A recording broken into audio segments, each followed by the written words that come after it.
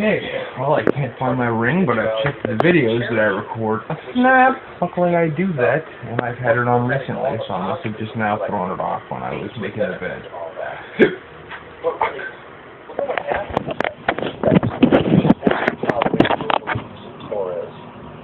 Malfunctions and Janeway immediately figures it must be sabotagement. The crew on the one hand criticizes her for not acting human, but on the other constantly calling her bored, never seen past the implants. Say what you like about them, but the Borg never turn on their own. The Borg never mistreat each other, the Borg never lie to each other, the Borg never have an ulterior motive. The Borg are free of all prejudices. They don't allow any suspicion, but bring all in as equals. They'll spare you from pain, protect you from those who would harm you.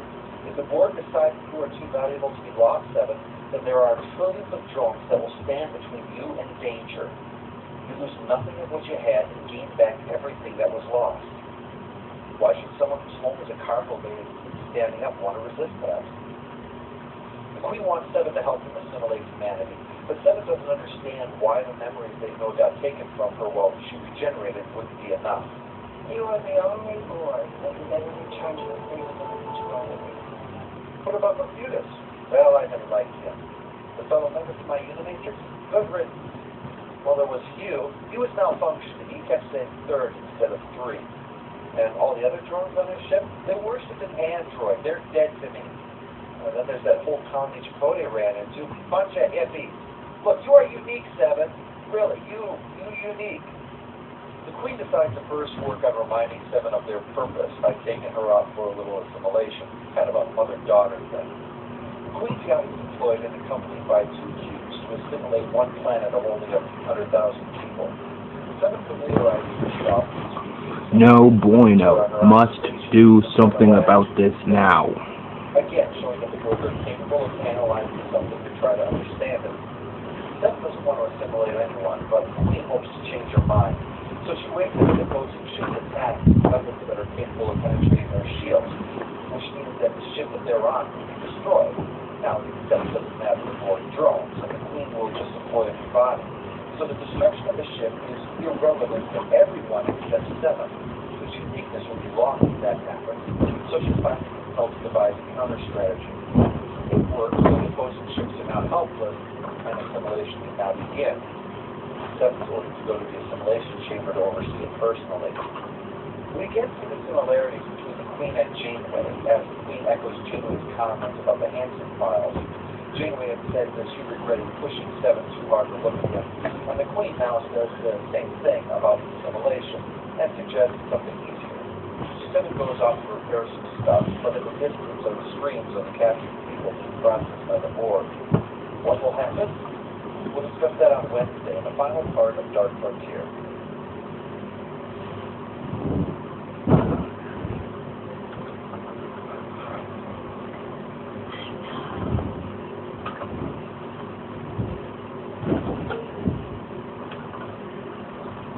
As Seven does her task, she hears the sound of people screaming during the assimilation process, but she just tries to ignore it. In fact, much to her own shock, one of the prisoners makes a break for it.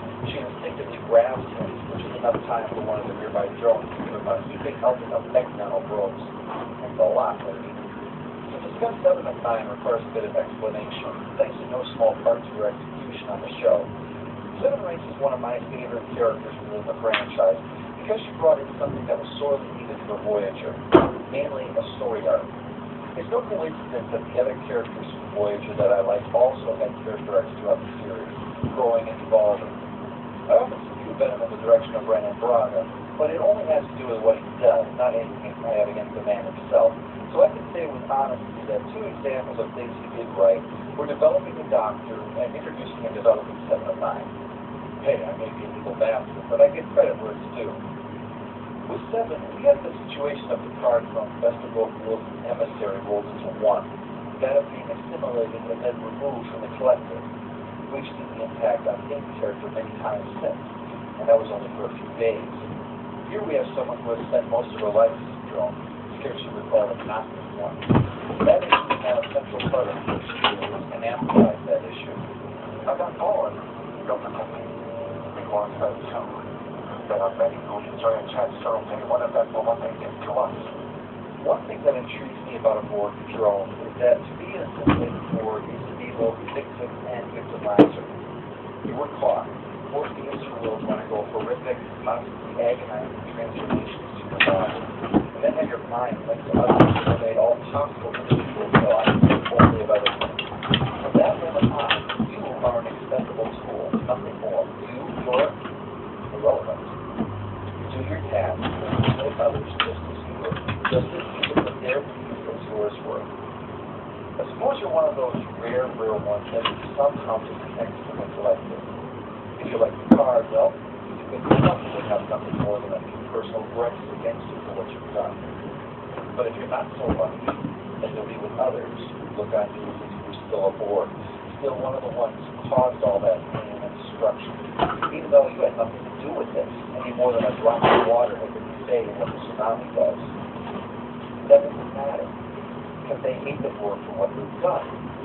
They were hurt and want to hurt them back.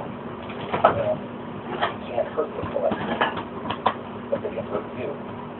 You're an individual now, small, alone, helpless, and once again knowing that resistance is futile, that you're going to be the victim just like before. But not quite the same thing. Say what you will about the board, but they do what they do out of a misguided belief that they're helping you. Say what you will, the board never hurts you just to hear you scream. That's what I liked about 709, that background of her and the way it shaped her, the way it provided an instinctive nature of multitude of character shapes and opportunities. When done right, she has the personal growth of Data, the conflicting nature of Odo, and the dry and serving nature of Spock. Said, put her in a bloody cat suit. Okay, back to the story. Seven seems to feel kind of bad for what she did, so she was able to go in the midst of an assimilation so that he and his comrades can escape. I am not bored. I will help you escape. It's me. Well, okay, I guess. Someone helps them get to a damaged ship where they can hide or leave them and make a run for it. They nod their appreciation to their extras. Someone returns to the Queen's chamber and finds that they've now added that will move them closer to perfection. But the up-close and personal sight of all these people who are in this situation because she aided the board has driven Seven to break out some of the nasty stuff in her arsenal. Sarcasm. Oh, if this doesn't work, she may even resort to irony. In the midst of her tirade, the Queen senses the escaping ship and knows Seven helps. But when Seven starts pleading for it to be released, she gets in without comment or answer. I'm just feeling enigmatic right now.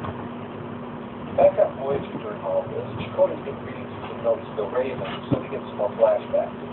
Some more drones are transferred to the cube, and as the hands examine one, they realize it was once assigned to work near the Queen.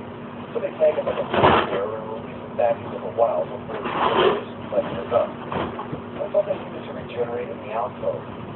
Let's work on Wi-Fi or something.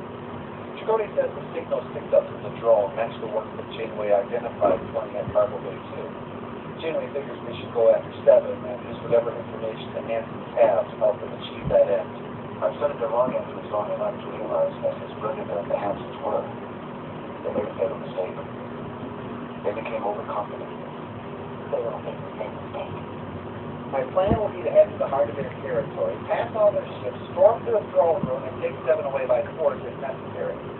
Overconfidence is the problem here. How's that? Because we have one thing before they're powerless against, something we used to defeat them before. A montage? Hell yes, a montage! Got us through their space, didn't it? Tom Buck would die from Janeway, take out the Delta Flyer, which, illustrates how silly this whole thing is, of having a pilot also be the only nurse. Let's see, you go with someone less qualified to fly the ship, do you not bring the doctor, or do you just leave Felix in charge of sick bay? And I honestly wouldn't be surprised if that was exactly what happened. Oh, that does sound serious. I prescribed some blue stuff. How are you qualified? I have experience treating humanoid life forms. Well, non-humanoid life forms. Well, technically